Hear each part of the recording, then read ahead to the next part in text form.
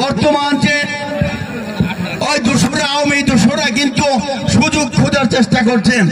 একটা অন্তর্বর্তীকালীন সরকারের মাধ্যমে এটা দমন করা সম্ভব নয়। কাজে জনগণের ব্যান্ডেড দিয়ে যারা ক্ষমতায় আসবে তাদের মাধ্যমে দেশ পরিচালনা করা সম্ভব। জনগণের ভোটের অধিকারের মাধ্যমে যারা সরকার গঠন করবে তাদের দ্বারাই জনগণের মঙ্গল করা সম্ভব। আমি আমার বক্তব্য না বাড়িয়ে ইঞ্জিনিয়ার খালেদ হোসেন মাহবুব শ্যামল আগামী দিনে দানিশ পদ্ধতি নিয়ে নির্বাচন করবে। আমাদের একক প্রার্থী ইঞ্জিনিয়ার খালেদ হোসেন মাহবুব শ্যামল। এর কোনো বিকল্প নেই। আমাদের একটা ছোট একটা কয়েকজন লোক আছে মুসলিম কাগজ কমিটি, কামিটাকে কাগজ কমিটি বলে। এই কাগজ কমিটির ধার আমরা পারি না বন্ধুরা। এই কাগজ কমিটিকে কোনো পাত্তা দিবেন না। যারা এখানে ইমাম হোসেন এবং জমির দস্তগিরের বিরুদ্ধে একটা কমিটি কাগজ কমিটি দিচ্ছে, এটার উপর থুতু দিবেন।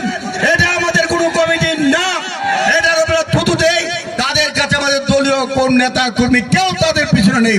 এবং তাদের এই কয়েকদিনের যে কর্মকাণ্ড দেখছেন না, টেলিফোনে চাঁদা চাই, মামলা দেয়, কাজে তাদের থেকে দূরে থাকতে হবে। আমাদের নেতৃবৃন্দ হল দস্তগির, জমির হোসেন দস্তগির এবং ইমাম হোসেন, তাদের মাধ্যমে কমিটি হবে। এই আশাবাদ ব্যক্ত করে আমি আমার বক্তব্য শেষ করছি। খুদাহাফেজ। বাংলাদেশ জিন্দাবাদ, বাংলাদেশ জাতীয়তাবাদী দল জিন্দাবাদ। সবাইকে ধন্যবাদ।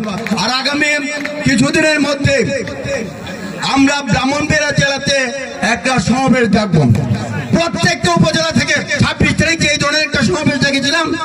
তদ্রুপ আগামী কিছুদিনের মধ্যে আমরা একটা সমাবেশ ডাকবো।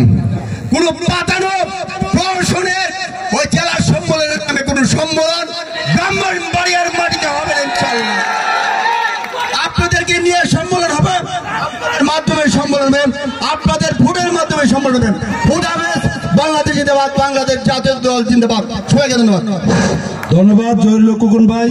এখন বক্তব্য রাখার জন্য অনুরোধ জানাচ্ছে আজকের এই জনসভার বিশেষ অতিথি এবং ব্রাহ্মণবাড়িয়া জেলা বিএনপির সাবেক সফল সভাপতি এবং ব্রাহ্মণবাড়িয়া পৌরসভার সফল মেয়র জনাব হাফিজুর রহমান মোল্লা কোচি ভাই। জনাব হাফিজুর রহমান মোল্লা কোচি ভাই।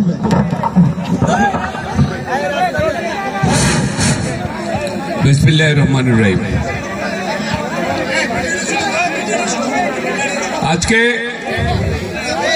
আমরা আপনাদের সামনে দাঁড়িয়েছি